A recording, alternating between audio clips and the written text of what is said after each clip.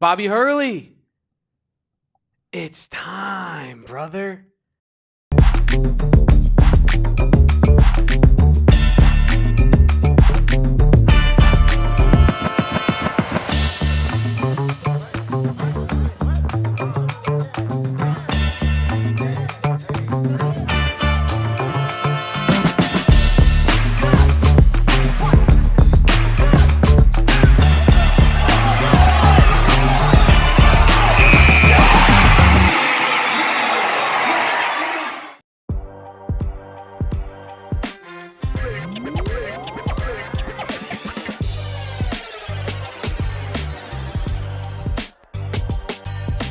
Welcome on in, guys, to the AZ Wildcats pregame show brought to you by, or live from, our friends over at Circle K. And we appreciate Circle K for sponsoring Studio K.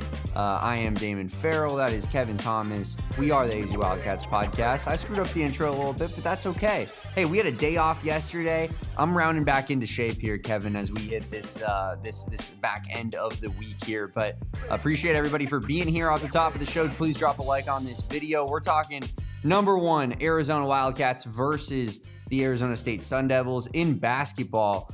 Yes, the Sun Devils do have a basketball team. News to Kevin. He found out this morning. Whoa! I had to hit him up and say, we got a post-game night? He said, well, no. What? See, that's the thing, Damon. You and I, we're Wildcat fans, which means we have a deep admiration and respect for the game of basketball. It's, in fact, the Sun Devil Nation that has no idea that they have a team. And we had to wake them up and say, knock, knock, knock. Y'all know y'all playing today, right? Wiping the crusties out their eyes. Oh, what? How late is it? Oh, that's far too late for me. I will not be watching. Well, Arizona Wildcat fans will be watching this absolute beatdown presented by our friends over at Branded Bills. Because, Tommy Lloyd's going to be looking stylish. Coach Brandon Chappelle is going to be looking stylish in a Branded Bills. Code BB, PHNX. What about me? I mean, you're always looking stylish. That's not news to anybody. You're always looking stylish, and you're always wearing a really cool hat from Branded Bills. It's the Branded Bills. If I didn't have the Branded Bills on, I'd look lame as hell. But appreciate everybody for being here off the top of the show. Of course, we have some staples here of the chat. June, Deborah, Max, some of our best friends here. Even Russell, who is maybe one of the most active members of our Discord. And that brings up a good point, Kevin. We are going to take it up a notch in our Discord. We implore everybody to join up. Kevin and I are going to start essentially live tweeting like you would if you were like a beat reporter, but maybe with a little bit more explicit nature during the games here on our Discord. So if you are not a diehard, you can sign up today to become a diehard. You can get access to that Discord. You can get a free t-shirt. Maybe it's that Red Line Turnover Sword shirt, and it almost pays for itself just then and there. So yeah, become a diehard today, like this video. And Kevin, let's talk about how much belt to ass we're about to get in this game from the Wildcats to the Sun Devils. Yeah, I mean, this is, like the great Matt Muehlbach said about, I believe it was the Utah matchup this season, not a fair fight for ASU in this one against Arizona. Now, of all the teams in the Big 12, ironically, ASU is one of the more uniquely qualified ones to combat Arizona's size. In this one, ASU also one of the bigger teams in the country, but maybe this is rude, but not one of the more skilled teams in the country. They have a couple of very skilled players like Mo Odum, Pig Glizzy, Massamba Diop, but they're not a very deep and skilled team. They're kind of a three-headed monster. Are you scared of Noah Musin? I'm not. Are you scared of True A? I'm not, right? So I think that this is a game where if Arizona wins by anything less than like 15 or 20, it's like, wow, ASU really kept it close with Arizona tonight, and we can talk about that. But this should be decimation and absolute domination from Arizona in this game. Russell, though, did ask me, but I also asked this question of you. What would you do if Arizona State won tonight? And I feel like that is just such a wild, zany, crazy, goofy, silly scenario. I don't know what I would do. Scary, spooky, hilarious. Maybe, Kevin? Indeed. I think my first stop would be, why don't I head on over to Circle K right here on Roosevelt, sponsored, the great Studio K. I go buy myself one of these great Arizona lottery tickets behind me because I'm feeling lucky tonight. Anything can happen, Kevin. anything can happen if the Sun Devils can beat the #1 team in the country in Tucson. I love that. Yeah, no, that's true. Yeah, but it is a crazy mismatch tonight. You can literally fly, kids. No, you can't. Roof. No, you shouldn't do that. Get on your roof right now and fly. Oh man, got me snoring. I'm laughing so hard over here, Damon. He's being figurative, of course. Please do not attempt that at home, children. The Key and Peele legend lives on. But no, Damon, like in all seriousness, right? There are some skilled players on ASU's team, right? Starting with Mo Odum, the point guard. The Brooklyn man himself, I believe it's Brooklyn, right? That's the borough he claims. But either way, that is their point guard. He really led them in that Maui tournament, helped them take down Texas, dropping 36 in that game. He's a really impressive player, transferred from Pepperdine. Same thing with Massamba Diop, really impressive player, 7+ footer, talented, skilled, mobile when he wants to be. When, as Damon pointed out, he can kind of have moments of lulls in these games effort-wise. But that moves us over to Pig Glizzy, who is kind of dynamic, a scorer, a little bit in his way, but not necessarily the consistent player that maybe a Mo Odum or maybe not Massamba Diop, but he's not the most, high volume, consistent level guy. But I feel like those are the real main names on ASU side that I would look at in this one. They don't really have too much in the way of depth, as I was saying earlier, right? You look at their main minutes per game guys: Mo Odum, Massamba Diop, Pig, Glizzy, Johnson, Santiago True, and then Bryce Ford. He gets a fair amount of run. This team is not impressive, Damon. Dude, this team does not hashtag move me. I'm hashtag not moved. I'm looking at Noah Muson's stats. It's disrespectful to the game of basketball. He went to media day, right? He did 24.6 minutes per game, Kevin. 4.7 points on 38% shooting from the field, 30% from three. Yeah, man, he's getting that dude. When you're given a dude like that much run. That's a recipe for disaster. I mean, you're right. They do have a few players where you're like, okay, that's a legit college basketball player. But the problem is they don't have the depth. They don't have the horses to stay in a game with an Arizona team that can attack you from so many different angles. I think it was your guy, Kevin, John Rothstein, who John Rothstein here with another Rothstein reaction. And his Rothstein reaction today was that 7 players on Arizona are averaging between 15 and 8.8 points per game. Yeah. And how that is just such they death by 1,000 cuts type of team. But it's also how Arizona goes about it, right? They do it in such a way where it's almost bound to be efficient. It's bound to be sustainable because they out-rebound you. They get more possessions than you. They outscore you in the paint night in and night out. And I think that, that depth combined with ASU's lack thereof is just kind of a recipe for disaster for the Sun Devils. I mean, I think that ASU has some things going for them in terms of a matchup against an Arizona team. Like, for example, they wreak havoc on turnovers. And I think Arizona, if you're going to want to beat Arizona, you're going to have to force them into 12 plus turnovers in a game, like a solid amount of turnovers, right? So maybe that's a plus in the ASU side of things of okay, well, that's going to be their plan of attack. Ultimately, though, I just think that Arizona's style is that in a way that's going to just wear you down over time. And I don't see a world where ASU can stay in this for 40 minutes. I also think it really behooves Arizona that they were challenged by TCU and that they were pushed a little bit in that game, because you're not sleeping. You're not coming into this game like, oh, we've just been running over everybody. We've just been killing everybody, which is kind of true, but it's not been without challenge. It's not been without a little bit of adversity to overcome. I think if you're coming into this ASU game thinking your poop don't stink, then you do have a little bit more of a chance of getting caught off guard potentially by their 3-headed monster of, the Glizzy, Mo, and Massamba. But I just don't see that happening tonight. Now, again, it is the Big 12, and ASU is not the worst team in the country. They're one of the worst teams in this conference, but this is the best conference, right? Yeah. So, there is obviously a chance that an upset could get pulled off. There's literally a % chance, but it's an incredibly minuscule, small % chance. And I think, like we've been talking about, it comes down to that depth, right? Arizona has so many more options offensively. It's going to be really hard for ASU, despite their size, that is better than some of Arizona's other opponents, to stop, right? I don't see them being able to guard all 8 of Arizona's options because they really do have 8 offensive options. Yeah. As we've noted, like Dwayne Aristode is, I would say, on that totem pole by far and away the 8th option. And he is one of the most efficient three-point shooters in all of college basketball. I think that alone right there just shows you the depth of which Arizona is playing with. Yeah. And I do feel bad for ASU fans that just found out that it's basketball season and they're tuning in for the first time tonight and they're going to see their team get absolutely killed. But speaking of that, Damon, let's fire some shots.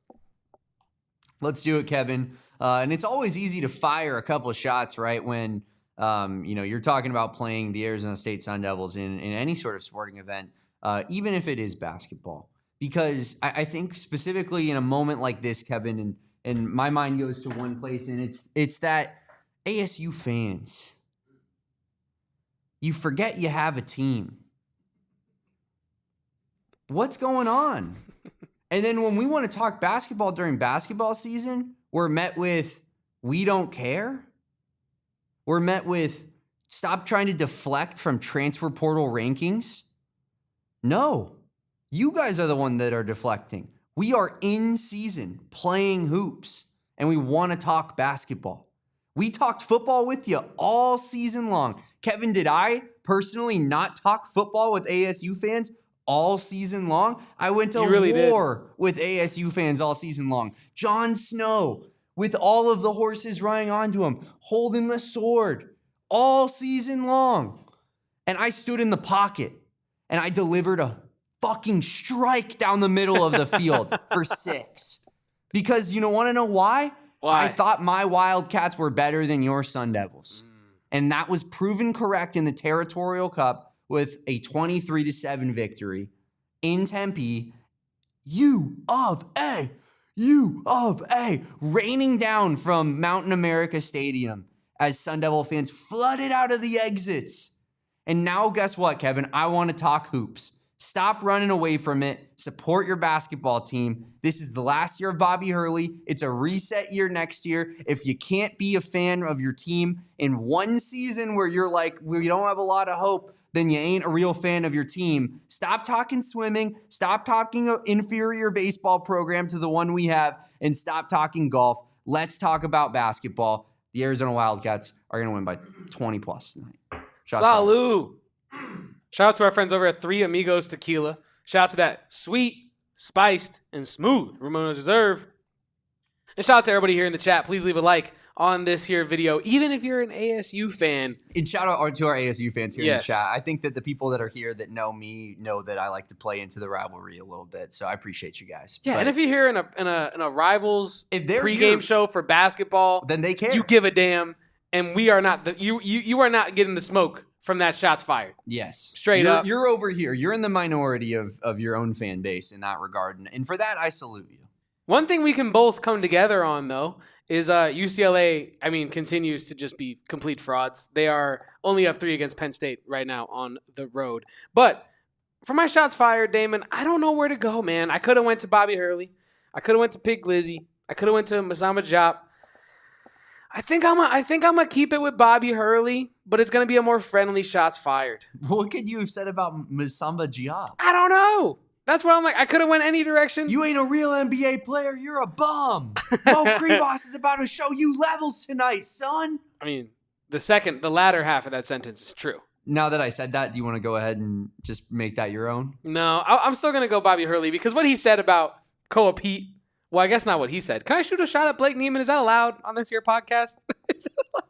Well, no, simply because there was this clip of Bobby Hurley talking about Koa Peat's recruitment, and he's like, "Yeah, we recruited him, and we tried to get him, and he's a hell of a player."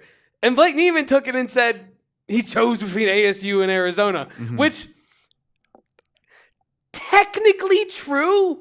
In the same sense that he chose between like Arizona and Pepperdine because they're both D1 colleges that you could potentially commit to. And yes, Arizona State was in his top 5. But like, this is not directly a Blake Neiman, but like these people that do this with Koa Peat, because there was a Eric Ruby. It was Eric Ruby coming into the recruitment that's like, he's not only going to be a Sun Devil, he's going to be a Sun Devil great. Yeah. And I'm like, guys, can we just drop it? You're not a serious basketball program, which means serious basketball players are not choosing you. When Bobby Hurley called Koa Peat, he's looking at his caller ID like, oh no, don't hit my phone. It's going to go to voicemail. And if it didn't go to voicemail, it's because Koa Peat's a good guy. He's Hall of Fame, good guy university. What's up, coach? Yeah, no, fam's doing awesome. Oh, big respect for what you did back in the day at Duke when you were doing stuff that deserved massive respect. I'll come out to the game, I guess. Yeah, so I guess this is my long way of saying shots fired at anybody who thought that Koa Peat was destined for any other school that was not Arizona or Houston. Right? Like, I think those were the two most realistic options. Just because a team makes the top 5 does not mean that they are an actual, serious contender for a kid. Sometimes you just got to do what you got to do and be a nice man and put the literal hometown, like he's closer to Chandler, right? So a literal hometown school in your top 5. Shots fired at anyone who believed that was a real option for Koa Peat, was Arizona State basketball. Because now you're going to get to see the Doctor Strange universe that we actually live in called reality, where he's on the real basketball program in this state, and he's really kicking your program's ass. So shots fired to anyone who thought Koa Peat was destined for anywhere else but Houston or Arizona. Salut. That's one of the best shots fired I think we've ever had in the history of this program, Kevin. I am an absolute fan of what just happened there. Yeah, I mean, 100%. Chose between Arizona and Arizona State is doing a lot of heavy lifting. I think in reality, Koa Peat is always a guy who cared about being, I think, close to home, and that's why ASU was considered as strongly as they were. But Koa Peat is also a winner at the end of the day. And it was pretty damn obvious what the best combination of staying home plus winning looked like.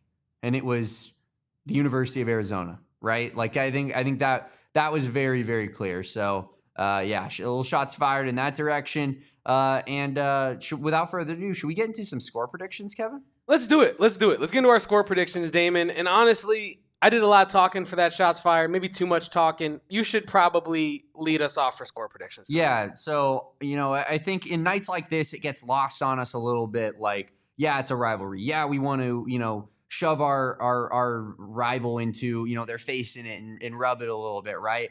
And so everybody that I've been talking to is like, Damon, are we going to win by 40? Are we going to win by 30? Like, it's going to be absolute domination tonight in the latest tip-off possible. And we're all going to stay up late and watch it, right? And I say to them, Kevin, let's be a little bit realistic. This is still Bobby Hurley. This is still the Sun Devils. This is still a Division I, Power 4, Big 12 basketball team. And so for that reason, I went ahead and I went with infinity to -15. Thoughts?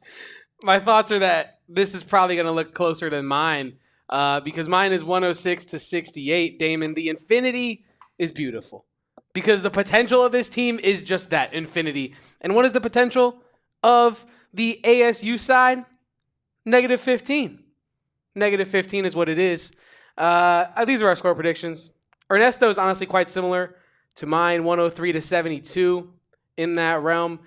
Russell Smith says 100-89. But yeah, this is going to be a blowout. That's what this is going to be. Arizona's been out rebounding teams by an average of 14 rebounds tonight, Damon. What do you think that margin looks like against Arizona State?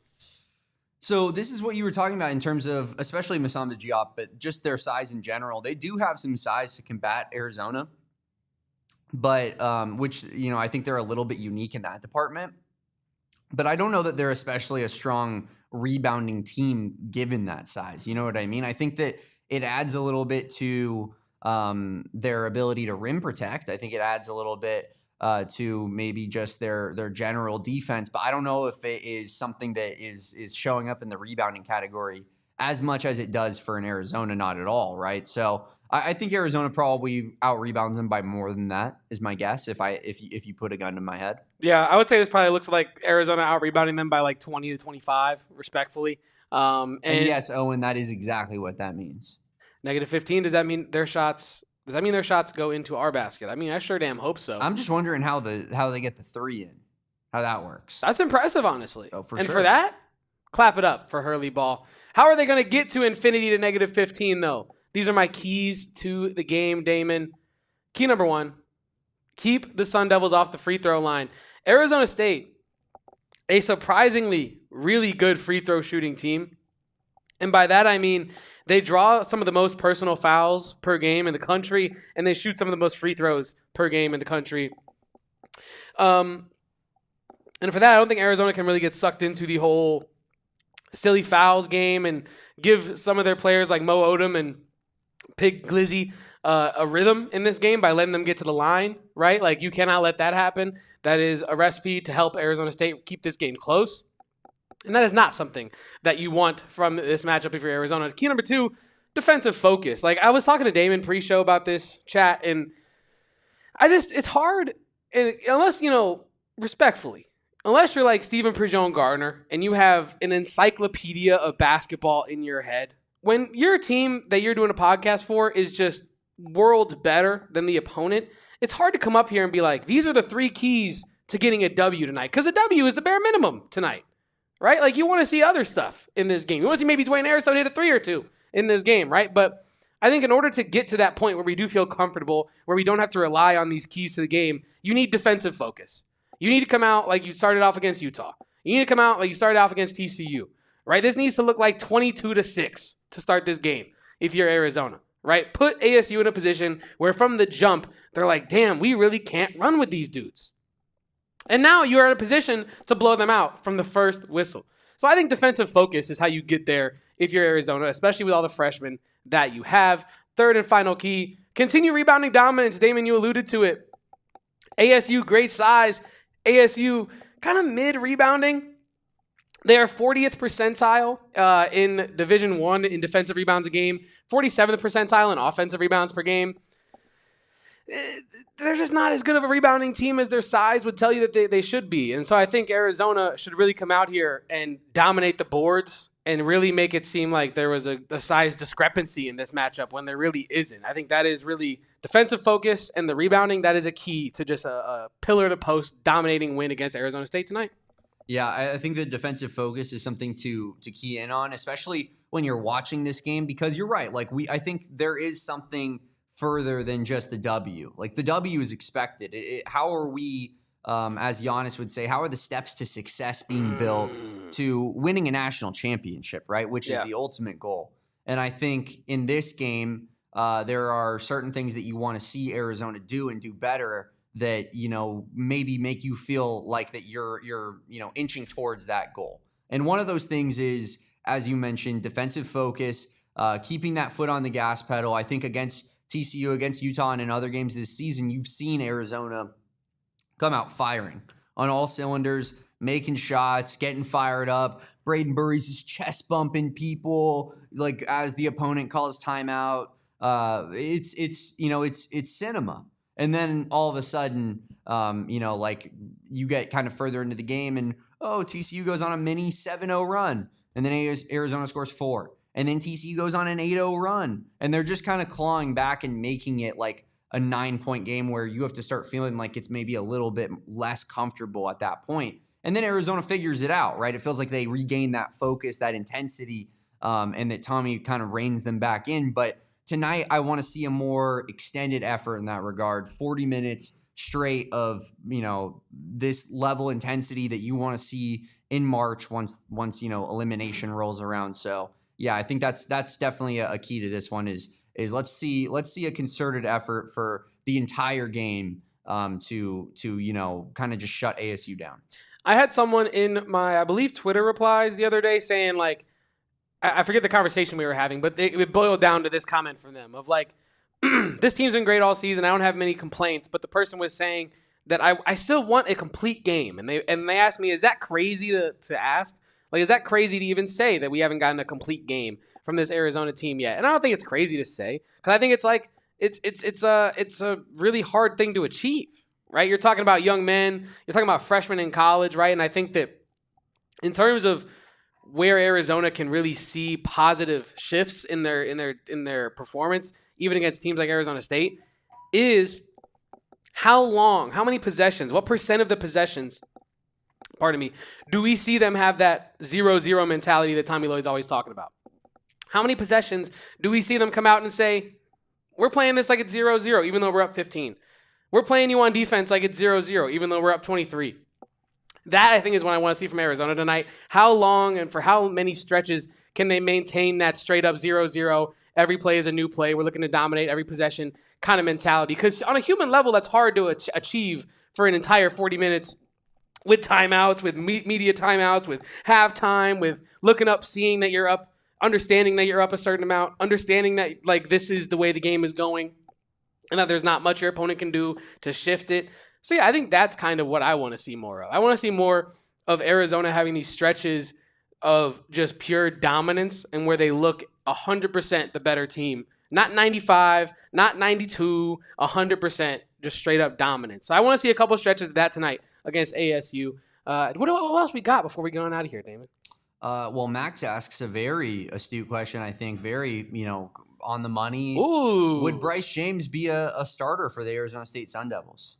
First off, LeBron would never associate his family with such a losing program. That's a fact, right? Like, LeBron would be like, nah. Like, you want to party? Find somewhere else.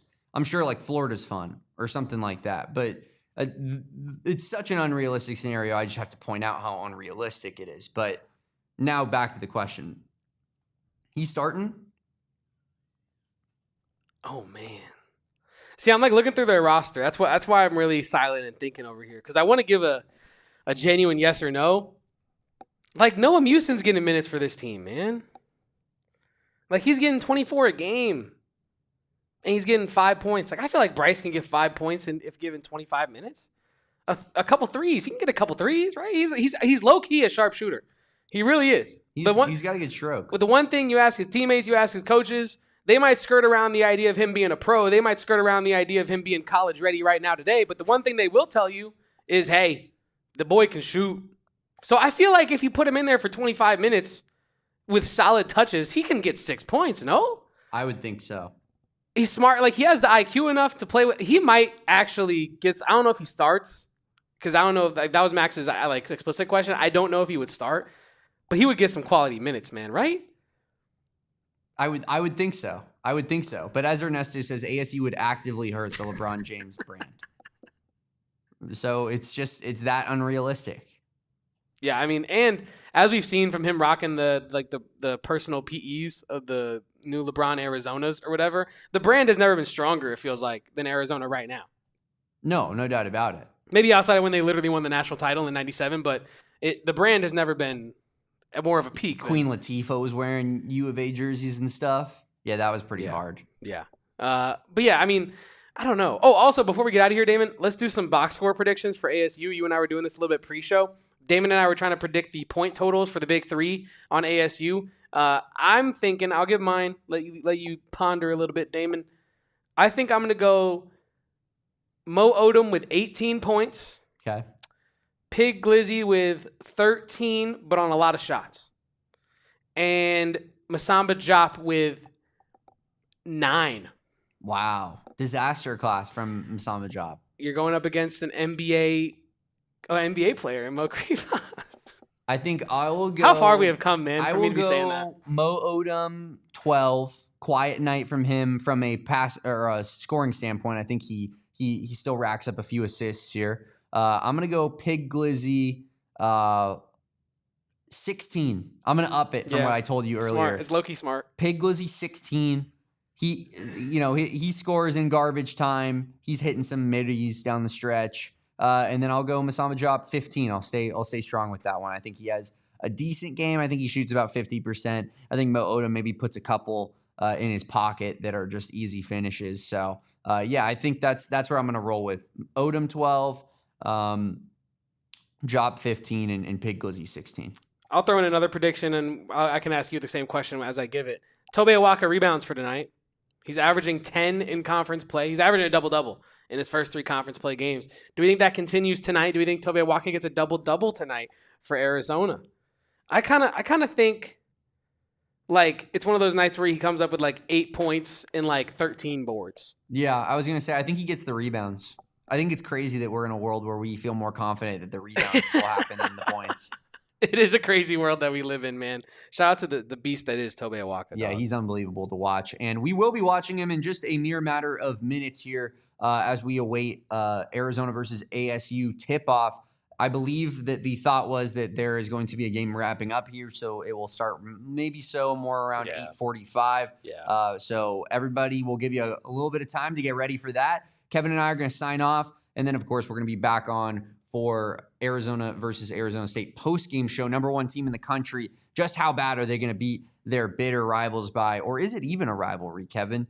Not really. Not Tommy. Little interesting fun fact. Tommy's 8-1 against ASU, should be 9-0. And that one loss is a 3/4 court buzzer beater. So Tommy essentially undefeated. That's what AI told me when I looked it up. They were like, effectively he's undefeated. That's awesome, really actually. Think about it. Yeah, it was pretty nuts. And everyone knows AI always has the right answers. Facts.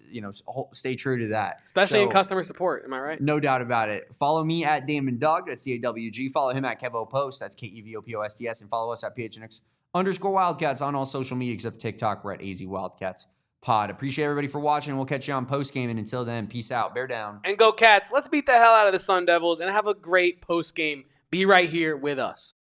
We all silly like the mayor.